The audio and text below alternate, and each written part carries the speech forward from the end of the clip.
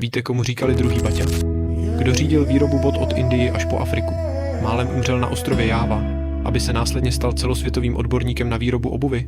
A kdo se vrátil na rodné Valašsko, kde až do konce života pomáhal mladým lidem? Ukážeme vám neuvěřitelný a inspirativní příběh Jana Pivečky. Nejdříve se vrátíme do doby, kdy jeho otec, Jan Kliment Pivečka, vybudoval významnou koželužnu a obuvnický podnik Japis. Proušně tady za ním jezdil osobně i sám Tomáš Baťa. A již v této době měl mladý Jan přímo baťovský nápad. V pouhých 24 letech založil v Japisu takzvanou učňovskou školu, právě po vzoru blízkého Zlína, kam se sám zanedlouho vypraví, aby nabyl ty největší životní zkušenosti.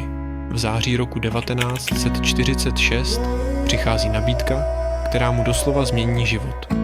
Opouští rodný Slavičín a vydává se do Indie, aby tu pro Tomáše Baťu řídil místní závody na výrobu obuvy.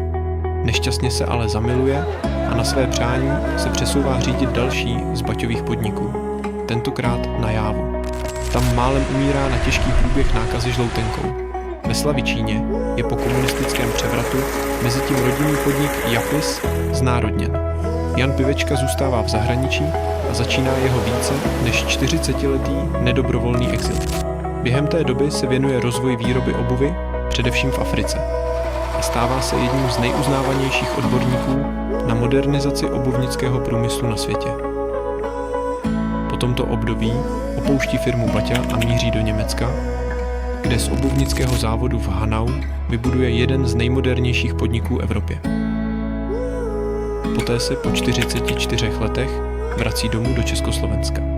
Zakládá Mezinárodní školu moderního obuvnictví ve Zlíně nebo nadaci Jana Pivečky ve Slavičíně.